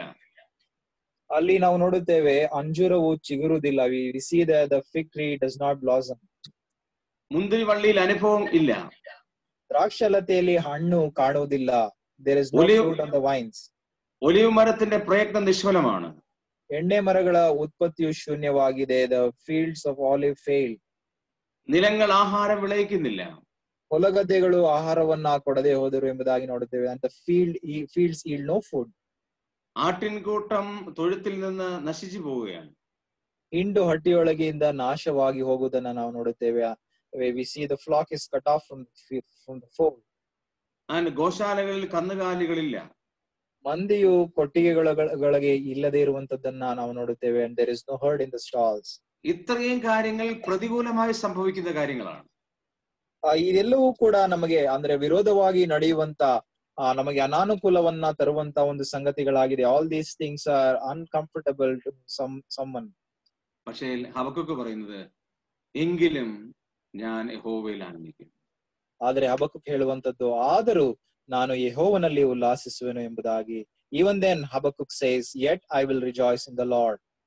അങ്ങനെ കർത്താവിൽ സന്തോഷിക്കണമെങ്കിൽ ആ ആൾ കർത്താവിൽ നിലനിൽക്കുന്ന ആളായിരിക്കണം, കർത്താവിൽ ഏകചിന്തയോടണം. എന്നാൽ മാത്രമേ എല്ലാ പ്രതികൂല സാഹചര്യങ്ങളും കർത്താവിൽ സന്തോഷിക്കാനായിട്ട് കഴിയുള്ളൂ. ಈ ರೀತಿಯಾಗಿ ಕರ್ತನಲ್ಲಿ ಈ ರೀತಿಯಾಗಿ ಹೇಳಬೇಕಾದರೆ ಕರ್ತನಲ್ಲಿ ಸಂತೋಷ ಪಡಬೇಕಾದರೆ ಆತನು ಕರ್ತನಲ್ಲಿ ದೃಢವಾಗಿ ನಿಲ್ಲುವವನು ಆಗಿರಬೇಕು. If this person has to say that I will rejoice in the Lord, then he has to stand firm in the Lord in the first place. And second one mind in the Lord. ಎರಡನೇದಾಗಿ ಕರ್ತನಲ್ಲಿ ಒಂದೇ ಮನಸ್ಸುಳ್ಳವರಾಗಿರ್ರಿ ಎಂಬುದಾಗಿ. അല്ലെങ്കിൽ കർത്താവിൽ സന്തോഷിക്കാനായിട്ട് കഴിയില്ല. ಇಲ್ಲದಿದ್ದರೆ ಕರ್ತನಲ್ಲಿ ಸಂತೋಷಿಸುವುದಕ್ಕೆ ಸಾಧ್ಯವಿಲ್ಲ. You have to be in one mind or in harmony in the Lord. Only then we can rejoice in the Lord. ഇന്ന് ലോകത്തിൽ പലവിധമായ പ്രശ്നങ്ങൾ നടന്നുകൊണ്ടിരിക്കുകയാണ്. എന്തുകൊണ്ടാണ് ഇങ്ങനെ സംഭവിക്കുന്നത്? എന്താണ് കർത്താവ് ഇങ്ങനെ എന്ന് നമ്മൾ ഒരുപാട് ചോദ്യങ്ങൾ ചോദിക്കും. ಈ ಒಂದು ಸಮಯದಲ್ಲಿ ಅನೇಕ ಪ್ರಶ್ನೆಗಳು ಕರ್ತನಿಗೆ ಕೇಳುವಂತರಾಗಿದ್ದೇವೆ. ಯಾಕೆ ಕರ್ತನ ಈ ರೀತಿಯಾಗಿ ಆಗುತ್ತಾ ಉಂಟು ಎಂಬುದಾಗಿ. In this times we ask so many questions to the Lord, asking why is this happening? We must understand God's awesomeness and supremacy of God. ಆದರೆ ಎಲ್ಲದರ ಮಿಗಿಲಾಗಿ ನಾವು ಅರ್ಥ ಮಾಡಿಕೊಳ್ಳಬೇಕೇನೆಂದ್ರೆ ಕರ್ತನು ಆತನು ಸಾರ್ವಭೌಮನಾಗಿದ್ದಾನೆ, ಆತನು ಅದ್ಭುತನಾಗಿದ್ದಾನೆ ಎಂಬುದಾಗಿ. ഈ ഒരു വിശ്വാസം ഉണ്ടെങ്കിൽ മാത്രമേ നമുക്ക് കർത്താവിൽ സന്തോഷിക്കുവാനായിട്ട് സാധ്യമാകുള്ളൂ. ಈ ಒಂದು ನಂಬಿಕೆ ಇರುವಂತದ್ದಾಗಿ, ಈ ಒಂದು ಅರ್ಥೈಸುವಿಕೆ ಇರುವುದಾಗಿದ್ರೆ ಮಾತ್ರ ನಾವು ಕರ್ತನಲ್ಲಿ ಸಂತೋಷಿಸೋದಕ್ಕೆ ಸಾಧ್ಯ. Only when we have this understanding of God we can rejoice in the Lord. രണ്ടാമത്തെ കാര്യം, ಎರಡನೇದಾಗಿ നിങ്ങളുടെ സൗമ്യത സകല മനുഷ്യരും അറിയട്ടെ. 5ನೇ ವಚನದಲ್ಲಿ ನೋಡುವ ಹಾಗೆ ನಿಮ್ಮ ಸೈರಣೆಯು ಎಲ್ಲಾ ಮನುಷ್ಯರಿಗೆ ಗೊತ್ತಾಗಲಿ. Let your forbearance or reasonables be known to everyone. എന്താണ് ಸೌಮ್ಯത? ಸೈರಣೆ ಎಂಬುದಾಗಿ ಹೇಳುವಾಗ ಅರ್ಥವೇನಾಗಿದೆ? What is the meaning of reasonableness? Otherwise you can say meekness. Meekness. എന്താണ് സൗമ്യത എന്ന് പറയുന്നതിന്റെ അർത്ഥം? സൈരണೆ ಎಂಬುದಾಗಿ ಅರ್ಥವೇನು? Or what is the meaning of meekness? അവിടെ പറഞ്ഞിട്ടുണ്ട് നമ്മുടെ സൗമ്യത സകല മനുഷ്യരും അറിയണം. അതിന്റെ റീസൺ പറഞ്ഞിരിക്കുന്നത് കർത്താവിന്റെ വരവ് ഏറ്റവും സമീപമാണ്. ಅಲ್ಲಿ ನಾವು ಓದುತ್ತೇವೆ, ನಿಮ್ಮ ಸೈರಣೆಯು ಎಲ್ಲಾ ಮನುಷ್ಯರಿಗೆ ಗೊತ್ತಾಗಬೇಕೆಂಬುದಾಗಿ. ಮತ್ತು ಯಾಕೆ ಎಂಬುದಾಗಿ ನೋಡುವಾಗ ಕರ್ತನು ಹತ್ತಿರವಾಗಿದ್ದಾನೆ. Here we read that let your reasonableness or meekness be known to everyone. The reason being the Lord is at hand. നമ്മുടെ കർത്താവിന്റെ വരവ് ഏറ്റവും സമാഗതമാണ്. ನಮ್ಮ ಕರ್ತನ ಒಂದು ಬರೋಣ ಅದು ಬಹಳ ಹತ್ತಿರವಾಗಿದೆ. The Lord's coming is very near. നമുക്കെല്ലാവർക്കും ഭയങ്കര സന്തോഷമാണ് കർത്താവ് വരുന്നത്. ನಮಗೆಲ್ಲರಿಗೂ ಬಹಳ ಸಂತೋಷ ಕರ್ತನು ಆತನು ಬರುವಂತದ್ದು. We are very happy when the Lord comes. അങ്ങനെ തന്നെയാണ് എന്ന് ഞാൻ വിചാരിക്കുന്നു. I believe that is the truth. ನಾನು ಇದು ಸತ್ಯ ಎಂಬುದಾಗಿ ನಾನು ನೆನೆಸುತ್ತೇನೆ. കർത്താവിന്റെ വരവ് ഏറ്റവും സമീപമായെന്ന് ഈ കൊറോണ കാലം തന്നെ തെളിയിക്കുകയാണ്. Brother, can you repeat that please? Yeah. This time of corona, the time shows that the Lord's coming is very near. ಈ ಒಂದು ಕೊರೋನಾ ಈ ಒಂದು ಸಮಯದಲ್ಲಿ ಹಾದು ಹೋಗುತ್ತಿರುವ ನಾವು ಕರ್ತನ ಒಂದು ಬರೋಣ ಹತ್ತಿರವಾಗಿದೆ ಎಂಬುದಾಗಿ ನಾವು ಅರ್ಥ ಮಾಡಿಕೊಳ್ಳಬಹುದು. I will give some reasons for that. ಅದಕ್ಕೆ ಕೆಲವು ಕಾರಣಗಳನ್ನ ನಾನು ತಿಳಿಸುತ್ತೇನೆ. നമ്മളിപ്പോൾ സോഷ്യൽ ഡിസ്റ്റൻസ് കീಪ್ ചെയ്യുകയാണ്. ನಾವು ಈಗ ಈ ಒಂದು ಸಾಮಾಜಿಕವಾದಂತ ಅಂತರವನ್ನ ನಾವು ಕಾಪಾಡುತ್ತಿದ್ದೇವೆ. we are following social distancing. ഇനി നമ്മൾ ട്രെയിനിലോ ബസ്സിലോ ഒക്കെ യാത്ര ചെയ്യാനായിട്ട് പോകുമ്പോൾ ക്യാഷ് കൊടുക്കാനായിട്ട് പാടില്ല. ಈಗ ನಾವು ಮುಂದೆ ನೋಡುವಾಗ ಬಸ್ಸಲ್ಲೋ ಅಥವಾ ಟ್ರೈನಲ್ಲೋ ನಾವು ಹೋಗುವಾಗ ಈ ಒಂದು ನಗದನ್ನ ಕ್ಯಾಶ್ ಅನ್ನ ಕೊಡುವುದಕ್ಕೆ ನಮಗೆ ಸಾಧ್ಯವಾಗುವುದಿಲ್ಲ ಎಂಬುದಾಗಿ. In the future we may not be able to pay cash when we are travelling in public transport. Instead of cash, we are using a credit card or debit card or something like that. ಈ ಒಂದು cash ನಗದು ಬದಲಾಗಿ ಯಾವುದಾದ್ರು credit card ಅಥವಾ debit card ಅಥವಾ ಇನ್ನೊಂದು ರೀತಿಯಲ್ಲಿ ನಾವು ಅದನ್ನ പേയ്മെന്റ് ಮಾಡಬಹುದು. We can make payment in different ways other than cash. അപ്പോൾ ഇതെല്ലാം വിരൽ ചൂണ്ടുന്നത് വാങ്ങുവാനും വിൽക്കുവാനും കഴിയുന്നതിനുള്ള ഒരു സംഖ്യയിലേക്കുള്ള യാത്രയാണ് എന്നുള്ള കാര്യം നാം മറക്കാൻ പാടില്ല. ಈ ಎಲ್ಲವೂ ಕೂಡ ತೆಗೆದುಕೊಳ್ಳುವಂಥದ್ದು, ಕೊಂಡುಕೊಳ್ಳುವಂಥದ್ದು ಅಥವಾ ಮಾರುವಂಥದ್ದು ಎಲ್ಲವೂ ಕೂಡ ಒಂದು ಈ ಒಂದು ಸಂಖ್ಯೆಗೆ ಅದು ಬರುತ್ತಿದೆ ಎಂಬುದಾಗಿ ನಾವು ಮರೆಯಬಾರದು. This is leading to the number when we are doing the transactions. അപ്പൊ ദൈവത്തിന്റെ വചനം എത്ര ക്രിസ്റ്റൽ ക്ലിയർ ആയിട്ടാണ് കാര്യങ്ങൾ മുമ്പോട്ട് നീങ്ങുന്നത്. ನಾವು ನೋಡುತ್ತೇವೆ ದೇವರ ವಾಕ್ಯವು ಎಷ್ಟು ಸ್ಪಷ್ಟವಾಗಿ ಅದು ಮುಂದೆ ಹೋಗುತ್ತಾ ಇದೆ ಎಂಬುದಾಗಿ. We can see the word of God is being fulfilled as we see. അപ്പൊ നമ്മുടെ കർത്താവിന്റെ വരവ് ഏറ്റവും സമീപമാണ്. ಕರ್ತನ ಒಂದು ಬರೋಣವು ಅದು ಬಹಳ ಹತ್ತಿರವಾಗಿದೆ. The Lord's coming is very near. നമ്മുടെ സൗമ്യത സകല മനുഷ്യരും അറിയണം. ನಮ್ಮ ಸೈರಣೆಯು ಎಲ್ಲಾ ಮನುಷ್ಯರಿಗೆ ಗೊತ್ತಾಗಲಿ. Let our reasonable be known to everyone. ഈ സൗമ്യത എന്ന വാക്ക് എന്താണ് എന്ന് പറയുന്നതിനേക്കാൾ എന്തല്ല എന്ന് പറയുന്നതാണ് ഏറ്റവും എളുപ്പം. ಈ ಒಂದು ಸೈರಣೆಯು ಏನು ಎಂಬುದಾಗಿ ಹೇಳುವುದಕ್ಕಿಂತ ಬದಲಾಗಿ ಏನಲ್ಲ ಎಂಬುದಾಗಿ ನಾನು ತಿಳಿಸೋದಕ್ಕೆ ಬಯಸ್ತೇನೆ. I would like to explain what is not the meaning of the reasonableness or meekness. Yeah. ഒന്നാമത്തെ കാര്യം, ಮೊದಲನೇದಾಗಿ firstly, ദേഷ്യപ്പെടാതിരിക്കുന്നതല്ല സൗമ്യത എന്ന് പറയുന്നത്. ನಾವು ಕೋಪಗೊಳ್ಳದೇ ಇರುವಂತದ್ದು ಸೈರಣೆ ಅಲ್ಲ. If we are not getting angry, that is not meekness. നമ്മുടെ കർത്താവാണ് ഈ ലോകത്തിലേക്ക് ഏറ്റവും വലിയ സൗമ്യതയുള്ള ആൾ. ನಮ್ಮ ಕರ್ತನು ಆತನು ಈ ಲೋಕದಲ್ಲಿ ಬಹಳ ಸೈರಣೆ ಉಳ್ಳ ಒಂದು ವ್ಯಕ್ತಿಯಾಗಿ ಕಾಣಬರುತ್ತಾನೆ. If there is a meekest person, that is the Lord Jesus Christ. എന്നാൽ യേശു കർത്താവ് അതികോപത്തോടെ എഴുന്നേറ്റ് വിൽക്കുന്നവരെയും വാങ്ങുന്നവരെയും എല്ലാം ദേവാലയത്തിൽ നിന്ന് പുറത്താക്കിയ ആളാണ്. ಆದರೆ ನಾವು ಕರ್ತನ ನೋಡುವಾಗ ಬಹಳ ಕೋಪಗೊಂಡು ಆತನು ದೇವಾಲಯದಲ್ಲಿ ಮಾರಾಟವನ್ನ ಮಾಡುತ್ತಿದ್ದಂತವರನ್ನ ಆತನು ಕೊರಡೆಯಿಂದ ಹೊರಡಿಸುವುದನ್ನ ನೋಡುತ್ತೇವೆ. But our Lord became very angry and he drove out all the merchants from in the temple. അത് മാത്രമല്ല, മോശ എന്ന പുരുഷനോ ഭൂതലത്തിലുള്ള സകല മനുഷ്യരിലും അതിസൗമ്യനായിരുന്നു. ಅದು ಮಾತ್ರವಲ್ಲ, ಮೋಶೆ ಕುರಿತಾಗಿ ನಾವು ನೋಡುತ್ತೇವೆ ಆತನು ಬಹಳ ಸೌಮ್ಯತೆಯುಳ್ಳ ಮನುಷ್ಯನು, ದೀನ ಮನುಷ್ಯನೆಂಬುದಾಗಿ ನಾವು ಓದುತ್ತೇವೆ. And in regards to Moses also we read that he was the humblest person on the face of the earth. എന്നാൽ ആ മോശയാണ് ദൈവം കൊടുത്ത കൽപ്പനകൾ എറിഞ്ഞ് പൊട്ടിച്ചു കളഞ്ഞത്. ಈ ಒಬ್ಬ ಮೋಶೆಯೇ ಆತನು ದೇವರು ಕೊಟ್ಟಂತ ಒಂದು ಕಲ್ಲಿನ ಒಂದು ಆಜ್ಞೆಗಳನ್ನ ಆತನು ಒಡೆದು ಹಾಕಿದಂತವನು. This same person Moses, he broke the commandments of stone that God gave him. മാത്രമല്ല, ഈ കാളക്കുട്ടിയെ വാർത്തുണ്ടാക്കിയ ആ കാളക്കുട്ടിയെ തല്ലി പൊട്ടിച്ച് പൊടിയാക്കി വെള്ളത്തിൽ കലക്കി ഇസ്രായേൽ മക്കളെ മുഴുവനും മോശ കുടിപ്പിച്ചു. ಅದು ಮಾತ್ರವಲ್ಲದೆ ಮೋಶೆಯು ಆತನು ಆ ಒಂದು ಬಸವನ ಆ ಒಂದು ವಿಗ್ರಹವನ್ನ ರೂಪವನ್ನ ಆತನು ಒಡೆದು ಕರಗಿಸಿ ಆ ಒಂದು ನೀರಿನಲ್ಲಿ ಅದನ್ನ ಮಿಶ್ರಿತ ಮಾಡಿ ಇಸ್ರೇಲ್ ಜನರಿಗೆ ಕೊಡಿಸಿದಂತ ಒಬ್ಬ ವ್ಯಕ್ತಿಯಾಗಿ ನಾವು ನೋಡುತ್ತೇವೆ. Not only that, Moses also destroyed the idol of calf and he mixed that in the water and gave to people to drink. ആ മനുഷ്യനെ കുറിച്ചാണ് പറഞ്ഞിരിക്കുന്നത്, ഭൂതലത്തിലുള്ള സകല മനുഷ്യരിലും അതിസൗമ്യൻ. ಈ ಒಬ್ಬ ಮನುಷ್ಯನ ಕುರಿತಾಗಿ ನಾವು ನೋಡುತ್ತೇವೆ ಈತನೊಬ್ಬ ದೀನ ಮನುಷ್ಯನಾಗಿ ಇದ್ದಾನೆ ಎಂಬುದಾಗಿ.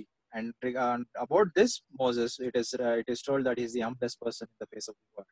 അപ്പോ കോപിക്കാതിരിക്കുന്നത് സൗമ്യതയുടെ ലക്ഷണമല്ല. ಆದ್ದರಿಂದ ಕೋಪಗೊಳ್ಳದೇ ಇರುವಂತದ್ದು ಸೈರಣೆಯ ಒಂದು ಗುಣವಲ್ಲ. So therefore not being angry is not meekness. രണ്ടാമത്, ആരെങ്കിലും എന്തെങ്കിലും ചോദിച്ചു കഴിഞ്ഞാൽ വളരെ സാവധാനതയിൽ ഉത്തരം പറയുന്നത് സൗമ്യതയുടെ ലക്ഷണമല്ല. ಮತ್ತು ಯಾರಾದ್ರೂ ಒಂದು ಪ್ರಶ್ನೆಯನ್ನ ಕೇಳುವುದಾದರೆ ಅದಕ್ಕೆ ದೀನವಾಗಿ ಬಹಳ ದೀನತೆಯಿಂದ ಉತ್ತರ ಕೊಡುವಂತದ್ದು ಕೂಡ ಸೈರಣೆಯೂ ಅಲ್ಲ. If a person asks a question, if you are humbly answering it, that is also not meekness. Bible വിവക്ഷിക്കുന്ന സൗമ്യത എന്താണ്? What does it mean? ಆದರೆ ನಿಜವಾಗಿಯೂ ಸೈರಣೆಯು ಎಂಬುದಾಗಿ ಅರ್ಥವೇನು? നമുക്ക് 2 ഉദാഹരണങ്ങൾ നിങ്ങളുടെ ശ്രദ്ധയിലേക്ക് കൊണ്ടുവരിക. 2 ಉದಾಹರಣೆಗಳನ್ನ ನಾನು ನಿಮ್ಮ ಮುಂದೆ ತರುತ್ತೇನೆ. I would like to bring 2 examples before you. നമ്മൾ ആദ്യം പറഞ്ഞ മോശയുടെ സംഭവത്തിലേക്ക് തന്നെ വരാം. സംഖ്യാപുസ്തകം 12-ാം അധ്യായം 1 മുതൽ 3 വരെയുള്ള വാക്യങ്ങൾ നമുക്ക് ശ്രദ്ധിക്കാം. വായിക്കാൻ സമയമില്ല, നമുക്ക് ശ്രദ്ധിക്കാം. Numbers chapter 12 verse 1 to 3. Aranya Kanda 12ನೇ ಅಧ್ಯಾಯ 1ರಿಂದ 3ನೇ ವಚನ. അതിന്റെ 3ാം വാക്യത്തിൽ നമ്മൾ വായിക്കുന്നത്, മോശ എന്ന പുരുഷനോ ഭൂതലത്തിലുള്ള സകല മനുഷ്യരും അതിസൗമ്യനായിരുന്നു. 3ನೇ ವಚನದಲ್ಲಿ ನಾವು ಓದುತ್ತೇವೆ, ಆ ಮೋಶೆ ಭೂಮಿಯ ಮೇಲಿರುವ ಎಲ್ಲಾ ಮನುಷ್ಯರಿಗಿಂತಲೂ ಸಾತ್ವಿಕನು. Now the man Moses was very meek, more than all the people who were on the face of the earth. എന്താണ് അവിടെ സംഭവിച്ചത്? ಅಲ್ಲಿ ಏನಾಗಿದೆ ಎಂಬುದಾಗಿ ನೋಡುತ್ತೇವೆ. What happened there? മോശയ്ക്കെതിരായി അഹരോനും മിരിയാമും പിറുപിറുക്കുവാനായിട്ട് പ്രശ്നമുണ്ടാക്കുവാനായിട്ട് വന്നു. ಅಲ್ಲಿ ನಾವು ನೋಡುತ್ತೇವೆ, ಮೋಶೆ ವಿರುದ್ಧವಾಗಿ ಆರೋನ್ ಮತ್ತು ಮಿರಿಯಮಳು ಅವರು ವಿರುದ್ಧವಾಗಿ ಮಾತನಾಡುವುದನ್ನ ನಾವು ನೋಡುತ್ತೇವೆ. Here we see Miriam and Aaron oppose Moses. നമ്മൾ ഈ ഭാഗം വായിക്കുമ്പോൾ അന്നേരം പോയി മോശ വിവാഹം കഴിച്ചതായിട്ട് തോന്നും, എന്നാൽ അങ്ങനെയല്ല. ಅಲ್ಲಿ ನಾವು ನೋಡುತ್ತೇವೆ, ಈ ರೀತಿಯಾಗಿ ಅನಿಸಬಹುದು, ಮೋಶೆಯು ಆಗ ಆತನು ಮದುವೆ ಮಾಡಿಕೊಂಡು ಬಂದನೋ ಎಂಬುದಾಗಿ ಅಲ್ಲಿ ತೋರಿ ಬರುತ್ತದೆ. ಆದ್ರೆ ಅದು ಅರ್ಥವಲ್ಲ. മുമ്പ് നടന്ന പ്രോബ്ലം ഇപ്പോൾ ഇവിടെ പ്രശ്നമായിട്ട് മോശയുടെ മുമ്പാകെ കൊണ്ടുവന്നിരിക്കുകയാണ്. ಆದರೆ ಹಳೆಯ ಒಂದು ಸಮಸ್ಯೆಯನ್ನ ಅವರು ಈಗ ಮುಂದೆ ತರುವಂತವರು ಆಗಿದ್ದಾರೆ. It may seem that Moses is getting married and the issue is happening. No, that is not the reason, but they are bringing out a past issue in front of him. മോശ അത് കേട്ടില്ല. ಆದ್ರೆ ಮೋಶೆ ಅದನ್ನ ಕೇಳಲಿಲ್ಲ. അവിടെ നമ്മൾ വായിക്കുന്ന 2ാം വാക്യത്തിൽ യഹോവ അത് കേട്ടു. 2ನೇ ವಚನದಲ್ಲಿ ನಾವು ನೋಡುತ್ತೇವೆ, ಯೆಹೋವನು ಮೋಶೆಯ ಮೂಲಕವಾಗಿಯೇ ಮಾತ್ರವೇ the last part and the Lord heard it. verse 2. 2ನೇ ವಚನದಲ್ಲಿ ನಾವು ನೋಡುತ್ತೇವೆ, ಯೆಹೋವನು ಈ ಮಾತುಗಳನ್ನು ಆತನು ಕೇಳಿದನು ಎಂಬುದಾಗಿ. ಮೋಶೆ ಕೇಳಿಲ್ಲ, ಮೋಶೆಯು ಅದನ್ನು ಕೇಳಲಿಲ್ಲ. The Lord did, Moses did not hear the words, but the Lord heard it. ಆದರೆ ಕರ್ತನು ಅದನ್ನ കേಳಿದನು. നമ്മൾക്കെതിരെ ആളുകൾ പല നുണകളും പ്രയാസങ്ങളും പ്രശ്നങ്ങളും പറയുമ്പോൾ നമ്മൾ കേൾക്കാൻ പാടില്ല, ദൈവം കേൾക്കുന്നുണ്ട് എന്ന് നമ്മൾ ചിന്തിക്കണം. ನಮ್ಮ ಕುರಿತಾಗಿ ಕೆಲವರು ಬೇರೆ ರೀತಿಯಾಗಿ ಅವರು ದೂರನ್ನ ಅವರು ಹೇಳುವುದಾದರೆ, ಮಾತನಾಡುವುದಾದರೆ ನಾವು ಕೇಳದೆ ಇರಬೇಕು. ಕರ್ತನು ಅದನ್ನ ಕೇಳುವಂತನಾಗಿದ್ದಾನೆ. When people talk ill about us, it is the Lord who hears. We should not bother about that. നമ്മൾ കേട്ട് കഴിയുമ്പോൾ നമുക്ക് അവരോട് പ്രതികാരം ഉണ്ടാകും. മോശയുടെ യാതൊരു കാര്യവും പ്രതികരിച്ചില്ല. ನಾವು ಅದನ್ನ ಕೇಳುವಂತರಾಗಿದ್ದರೆ ನಾವು ಅದಕ್ಕೆ ಪ್ರತಿಕ್ರಿಯೆಯನ್ನ ಅಥವಾ ಅದಕ್ಕೆ ವಿರುದ್ಧವಾಗಿ ನಾವು ಮಾತನಾಡೋದಕ್ಕೆ ಹೋಗುತ್ತೇವೆ. ಆದ್ರೆ ಮೋಶೆ ಅದನ್ನ ಮಾಡಲಿಲ್ಲ. If someone is speaking against us, then we tend to react, but Moses does not do that. അതാണ് സൗമ്യത എന്ന് പറയുന്നതിന്റെ അർത്ഥം. ಅದೇ ಈ ಒಂದು ಸಾತ್ವಿಕತೆಯ ಗುಣವಾಗಿದೆ. That is the meaning of meekness. നമ്മുടെ ഭാഗം 100% ശരിയാണ്. പക്ഷേ നമ്മൾ അവരോട് പ്രതികരിക്കാൻ പോകാതെ സകല കാര്യങ്ങളും ദൈവത്തിങ്കിലേക്ക് സമർപ്പിക്കുന്നതാണ് സൗമ്യത എന്ന് ബൈബിൾ അർത്ഥമാക്കുന്നത്. ದೇವರ ವಾಕ್ಯವು ತಿಳಿಸುವಂತದ್ದು, ನಮ್ಮ ಕಡೆ 100% ನಾವು ಸರಿಯಾಗಿದ್ದರೂ ಅವರು ದೂರನ್ನ ಮಾಡುವಂತದ್ದಾಗಿದ್ದರೂ ಸಹ ನಾವು ಪ್ರತಿಕ್ರಿಯಿಸದೆ ಅದನ್ನ ಕರ್ತನಿಗೆ ನಾವು ಒಪ್ಪಿಸಿ ಕೊಡುವಂತದ್ದೇ ಸಾತ್ವಿಕತೆಯ ಗುಣವಾಗಿರುವಂತದ್ದಾಗಿದೆ. Even if someone is talking ill about us, even if we have not committed any mistake, we commit it to the Lord and we do not react. That is the meaning of meekness from the Bible. രണ്ടാമത്തെ വ്യക്തി മറ്റാരുമല്ല, നമ്മുടെ കർത്താവായ യേശു ക്രിസ്തുവാണ്. ಎರಡನೇದಾಗಿ ಉದಾಹರಣೆ ನಮ್ಮ ಕರ್ತನಾದಂತ ಯೇಸು ಕ್ರಿಸ್ತನೇ ಆಗಿರುವಂತನಾಗಿದ್ದಾನೆ. നാം 1 Peter chapter 2 verse 20 മുതൽ വായിക്കുന്ന ഇപ്രകാരമാണ്. ನಾವು 1 ಪೇತ್ರ 2ನೇ ಅಧ್ಯಾಯ 20ನೇ ವಚನದಲ್ಲಿ ಈ ರೀತಿಯಾಗಿ ಓದುತ್ತೇವೆ. In 1 Peter chapter 2 verse 20, our Lord Jesus Christ is the example. ആ കർത്താവ് അവന്റെ വായിൽ വഞ്ചന ഉണ്ടായിരുന്നില്ല. ಆತನ ಬಾಯಲ್ಲಿ ಯಾವ ವಂಚನೆಯೂ ಸಿಕ್ಕಲಿಲ್ಲ ಎಂಬುದಾಗಿ ನಾವು ಓದುತ್ತೇವೆ. He did not revile. കർത്താവ് ആർക്കെതിരെയും ഭീഷണി പറഞ്ഞില്ല. ಆತನು ಯಾರನ್ನು ಆತನು ಬಯಲಿಲ್ಲ, ಪ್ರತಿಯಾಗಿ ಆತನು ಬಯಲಿಲ್ಲ. And he did not threaten anyone. വേണമെങ്കിൽ പീലാത്തോസിനോട് പറയാമായിരുന്നു, ഞാൻ കുറച്ച് നാൾ കഴിഞ്ഞ് വരും, നിന്നെ ഞാൻ നോക്കിക്കൊള്ളാം എന്ന് പീലാത്തോസിനോട് പറയാം. പക്ഷെ പറഞ്ഞില്ല. ಪಿಲಾತನು ವಿರುದ್ಧವಾಗಿ ಆತನು ಈ ರೀತಿಯಾಗಿ ಹೇಳಬಹುದಾಗಿತ್ತು, ನಾನು ಸ್ವಲ್ಪ ದಿವಸವಾದ ಮೇಲೆ ನಾನು ತಿರುಗಿ ಬರುತ್ತೇನೆ, ಆಗ ನಿನ್ನನ್ನು ನೋಡ್ಕೊಳ್ತೇನೆ ಎಂಬುದಾಗಿ. ಆ ರೀತಿಯಾಗಿ ಆತನು ಮಾಡಲಿಲ್ಲ. അത് മാത്രമല്ല, തന്നെ ശകാരിച്ചിട്ട് പകരം ശകാരിച്ചില്ല.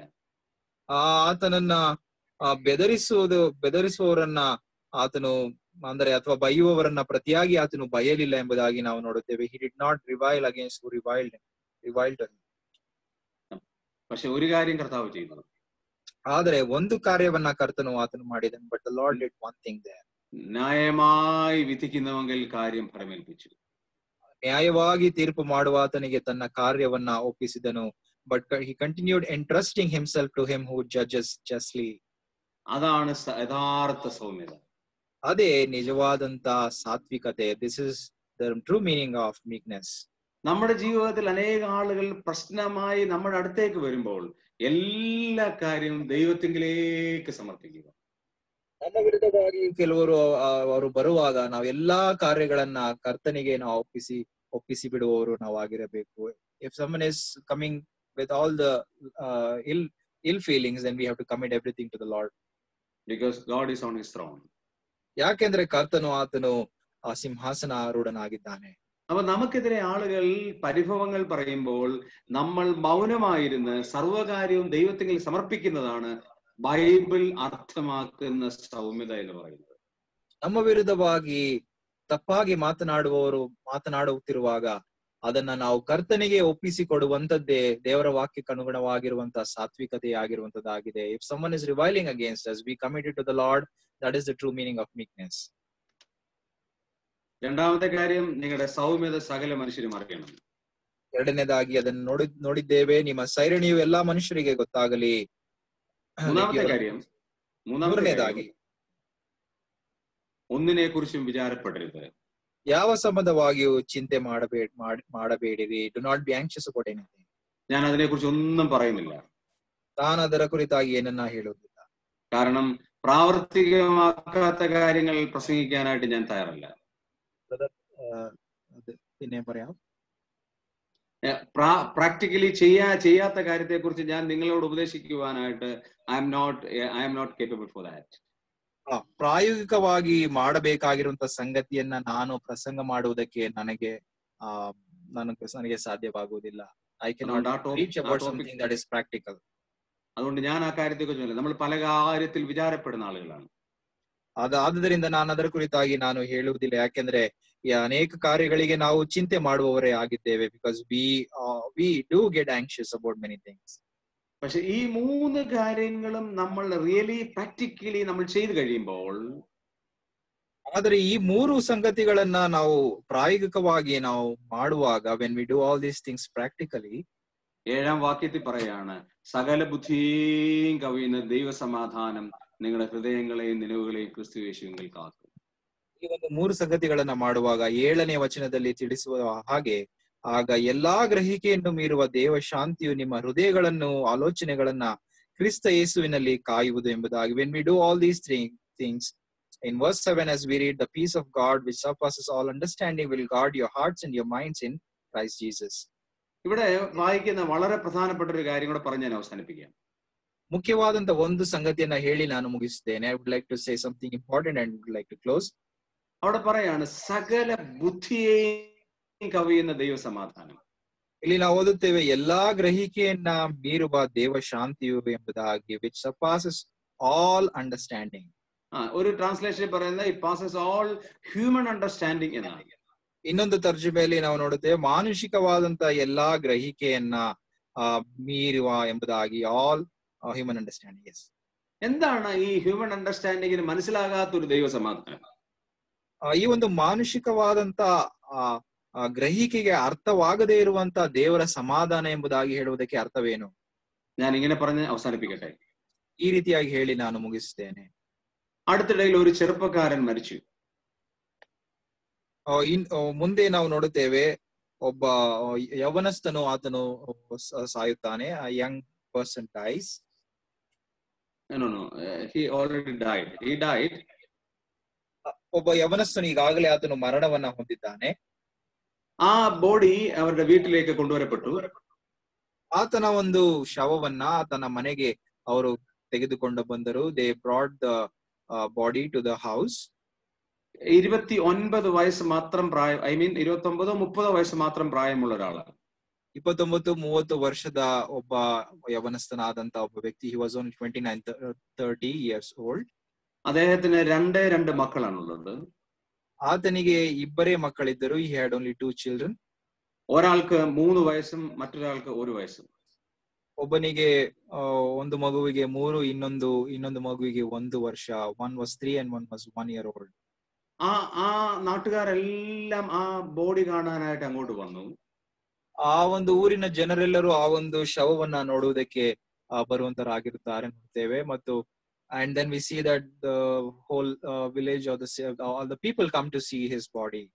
പക്ഷെ അവിടെ ഇരുന്ന കുറെ ആളുകൾ, അതായത് ക്ലോസ് റിലേറ്റഡ് ആയിരുന്ന വൈഫ്, മക്കള്, അതുപോലെ തന്നെ father and mother, they were not crying. ಆದರೆ ಬಹಳ ಹತ್ತಿರವಾದಂತ ಸಂಬಂಧಿಗಳು ಅಂದ್ರೆ ಹೆಂಡತಿ ಮತ್ತು ತಂದೆ ತಾಯಿ ಅವರು ಅಳದೇ ಇರುವುದನ್ನ ನಾವು ನೋಡುತ್ತೇವೆ. But the wife and the parents were not crying. അവിടെയുള്ള ആളുകൾ ചോദിച്ചു, what happened? ಏನಾಯ್ತು ಎಂಬುದಾಗಿ ಅವರೆಲ್ಲರೂ ಕೇಳಿದರು. ಅವರು ಕೂಗುವುದಿಲ್ಲ, ಅವರು ಅಳುತ್ತಾ ಇಲ್ಲ ಅಥವಾ ಕೂಗುವುದಿಲ್ಲ ಎಂಬುದಾಗಿ ಹೇಳುತ್ತಾರೆ. they were not crying out.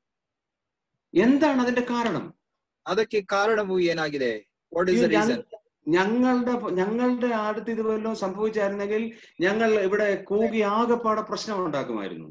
ನಮ್ಮ ಮನೆಯಲ್ಲಿ ಈ ರೀತಿಯಾಗಿ ಆಗುವುದಾಗಿದ್ದರೆ ನಾವು ಕೂಗಿ ನಾವು ಕಿರುಚಾಡಿ ನಾವು ಇದನ್ನ ಸಂಗತಿಗಳನ್ನ ಮಾಡುತ್ತಾ ಇದ್ದೇವೆ. if this has happened to our family then we would have cried out aloud. ഈ ചോദ്യം കേട്ടതിന് ശേഷമാണ് ഞാൻ ദൈവത്തിന്റെ വചനം പറയുവാനായിട്ട് അവിടെ നിൽക്കുകയാണ്. ಈ ಒಂದು ಸಂಗತಿಯನ್ನ ಹೇಳಿದ ನಂತರ ನಾನು ದೇವರ ವಾಕ್ಯವನ್ನ ನಾನು ಹೇಳೋದಕ್ಕೆ ಮುಂದಾದೆನು. ഞാൻ ഇപ്രകാരം പറഞ്ഞു, ಈ ರೀತಿಯಾಗಿ ನಾನು ಹೇಳಿದೆನು, നമ്മുടെ പ്രിയ മകൻ കർത്താവിന്റെ സന്നിധിയിലാണ്. ನನ್ನ ಪ್ರಿಯ ಮಗನು ಆತನು ಕರ್ತನ ಸನ್ನಿಧಾನದಲ್ಲಿ ಹೋಗಿದ್ದಾನೆ ಎಂಬುದಾಗಿ. I told that this dear son has gone to the presence of the Lord. ഇവൻ നമ്മളെല്ലാവരും ഇവിടുന്ന് കരഞ്ഞ് വിളിച്ച് നിലവിളിക്കുകയാണ്, കർത്താവേ ആ പ്രിയ മകനെ തിരികെ ഈ ശരീരത്തേക്ക് കൊണ്ടുവരണമേ എന്ന് നമ്മൾ ദൈവത്തോട് പ്രാർത്ഥിക്കുകയാണ് എന്ന് സങ്കല്പിക്കുക.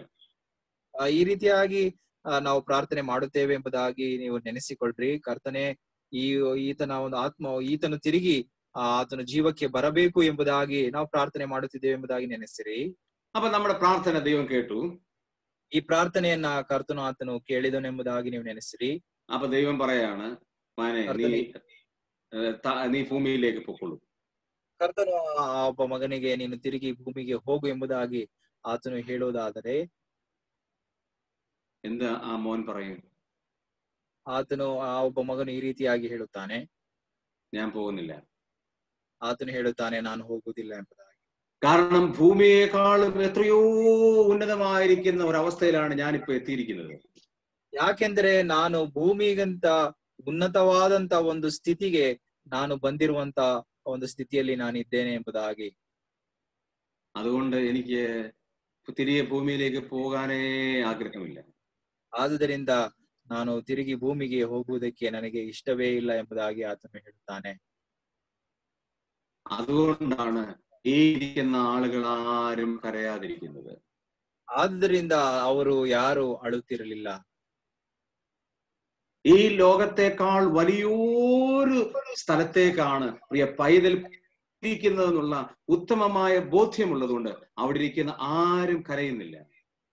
ಅವರಿಗೆ ಈ ಒಂದು ಉನ್ನತವಾದಂತ ಅರ್ಥೈಸುವಿಕೆ ಅವರಿಗೆ ಇತ್ತು. ಏನೆಂದರೆ ಆತನು ಭೂಮಿಗಿಂತ ಉನ್ನತವಾದಂತ ಒಂದು ಸ್ಥಳದಲ್ಲಿ ಆತನು ಹೋಗಿದ್ದಾನೆ ಎಂಬುದಾಗಿ ಅರ್ಥ ಮಾಡಿಕೊಂಡಾಗ ಅವರಿಗೆ ಅಳುವುದಕ್ಕೆ ಯಾವ ಒಂದು ಕಾರಣವೂ ಇಲ್ಲ. Only because they understood that he has gone to a far better place than this world, there is no reason for them to cry. അതാണ് മാനുഷ്യ ബുദ്ധിക്ക് കവിയുന്നതായ ദൈവിക സമാധാനം. ಅದೇ ಮನುಷ್ಯ ಗ್ರಹಿಕೆಗೆ ಮೀರುವಂತ ದೇವರ ಶಾಂತಿ. that surpasses all human understanding. ഈ ലോകത്തിലുള്ള മനുഷ്യർക്ക് സമാധാനം മനസ്സിലാവൂലേ? ಈ ಲೋಕದ ಜನರಿಗೆ ದೇವರ ಸಮಾಧಾನವು ಅರ್ಥವಾಗುವುದಿಲ್ಲ. The people of this world will not understand this peace of God surpasses all understanding. പക്ഷേ നമ്മുടെ ഹൃദയത്തിൽ ദൈവം നൽകുന്ന സമാധാനം അത് ഈ ലോകത്തിലെ ഒരു മനുഷ്യർക്കും മനസ്സിലാക്കാൻ കഴിയുന്നതിനേക്കാളും അപ്പുറമാണ്. ಆದರೆ ನಮಗೆ ದೇವರ ಒಂದು ಸಮಾಧಾನವು ಕೊಡಲ್ಪಟ್ಟಿದೆ, ಈ ಒಂದು ಲೋಕದ ಜನರಿಗೆ ಅರ್ಥವಾಗುವುದಿಲ್ಲ. This is given to us but this is not given to the people of the world. പ്രിയമുള്ളവരെ, ഞാൻ ഇപ്രകാരം അവസാനിപ്പിക്കുകയാണ്. ನನ್ನ ಪ್ರಿಯರೇ, ಈ ರೀತಿಯಾಗಿ ನಾನು ಮುಗಿಸ್ತೇನೆ. നാം കർത്താവിൽ സന്തോഷിക്കണം. ನಾವು ಕರ್ತನಲ್ಲಿ ಸಂತೋಷಿಸುವವರು ನಾವು ಆಗಿರಬೇಕು. We should rejoice in the Lord always. If you want to rejoice in the Lord, first of all you have to stand fast in the Lord. ನಾವು ಕರ್ತನಲ್ಲಿ ಸಂತೋಷಿಸಬೇಕಾಗಿದ್ದರೆ ನಾವು ಕರ್ತನಲ್ಲಿ ದೃಢವಾಗಿ ನಾವು ನಿಲ್ಲುವವರಾಗಿರಬೇಕು. We must understand our position. ನಮ್ಮ ಒಂದು ಸ್ಥಾನವನ್ನ ನಾವು ಅರ್ಥ ಮಾಡಿಕೊಳ್ಳಬೇಕು. And second thing, we have to one mind in the Lord. ನಾವು ಎಲ್ಲರೂ ಎರಡನೇದಾಗಿ ಒಂದೇ ಮನಸ್ಸುಳ್ಳವರು ನಾವು ಆಗಿರಬೇಕು. We should have a harmony in our life. ನಮ್ಮ ಒಂದು ಜೀವಿತದಲ್ಲಿ ನಾವು ಒಂದೇ ಮನಸ್ಸುಳ್ಳವರಾಗಿ ಒಂದೇ ರೀತಿಯಲ್ಲಿ ನಾವು ಇರಬೇಕು. Then only we can rejoice in the Lord. ಆಗಲೇ ನಾವು ಕರ್ತನಲ್ಲಿ ಸಂತೋಷಿಸುವುದಕ್ಕೆ ಸಾಧ್ಯ. Secondly, we learned that ಮತ್ತೆ ಎರಡನೇದಾಗಿ ನಾವು ಈ ರೀತಿಯಾಗಿ ಕಲಿತೆವು, our meekness should be known to other people. ನಮ್ಮ ಸೈರಣೆಯು ಎಲ್ಲಾ ಮನುಷ್ಯರಿಗೆ ಗೊತ್ತಾಗಬೇಕೆಂಬುದಾಗಿ. Because the Lord is very near to us. ಯಾಕೆಂದರೆ ಕರ್ತನು ಹತ್ತಿರವಾಗಿದ್ದಾನೆ. Meekness is not what we learned. ಈ ಒಂದು ಸಾತ್ವಿಕತೆ ಕುರಿತಾಗಿ ನಾವು ಅರ್ಥ ಮಾಡಿಕೊಂಡಿದ್ದೇವೆ. Our part is 100% right. We are not supposed to angry to anybody else. We can submit all the things to the Lord. ನಾವು ನಮ್ಮ ಕಡೆಯಲ್ಲಿ ಎಲ್ಲವೂ ಕೂಡ ಸರಿಯಾಗಿದ್ದರೂ ಸಹ ಜನರು ನಮ್ಮ ಕುರಿತಾಗಿ ವಿಭಿನ್ನವಾಗಿ ಮಾತನಾಡುವುದಾಗಿಯೂ ನಾವು ಪ್ರತಿಕ್ರಿಯೆ ಮಾಡದೆ ನಾವು ಎಲ್ಲವನ್ನ ಕರ್ತನಿಗೆ ಒಪ್ಪಿಸಿಬಿಡಬೇಕು. And if we do these three things, the peace of God passes all human understanding is with us. ಈ ಒಂದು ಮೂರು ಸಂಗತಿಗಳನ್ನ ನಾವು ಮಾಡುವಾಗ ಆ ದೇವ ಶಾಂತಿಯು ಮನುಷ್ಯರ ಗ್ರಹಿಕೆಯನ್ನ ಮೀರುವಂತದ್ದನ್ನ ಆತನು ನಮಗೆ ಕೊಡುತ್ತಾನೆ. This is what Lord wants from us. ಇದೇ ಕರ್ತನು ನಮ್ಮಿಂದ ಅಪೇಕ್ಷಿಸುವಂತದ್ದು. I took 6 minutes more. Please forgive me. 6 ನಿಮಿಷಗಳು ಹೆಚ್ಚಾಗಿ ತೆಗೆದುಕೊಂಡಿದ್ದೇನೆ, ನನ್ನ ಕ್ಷಮಿಸಿರಿ. I very much thankful for all the things I have spoken and the opportunity the church has given to me. ನಾನು ಹಂಚಿಕೊಂಡದಕ್ಕಾಗಿ ನಾನು ಬಹಳ ಸಂತೋಷ ಪಡುತ್ತೇನೆ ಮತ್ತು ನನಗೆ ಈ ಒಂದು ಅವಕಾಶವನ್ನ ಕೊಟ್ಟಂತ ಸಭೆಗಾಗಿ ನಾನು ಬಹಳ ಸಂತೋಷಿಸುತ್ತೇನೆ. Especially I thank you Rajan for this opportunity. ಮತ್ತು ರಾಜನಾಥಿರವರು ಈ ಒಂದು ಅವಕಾಶವನ್ನು ನನಗೆ ಕೊಟ್ಟಿರುವುದಕ್ಕಾಗಿ ನಾನು ವಂದಿಸುತ್ತೇನೆ. Thank you. Praise the Lord. ಧನ್ಯವಾದಗಳು, ದೇವರಿಗೆ ಸ್ತೋತ್ರವಾಗಲಿ. And also thank you for the translator Rohit, brother Rohit. I am very thankful to you also. Thank you for sharing the word. Praise God. Praise the Lord. Thank you.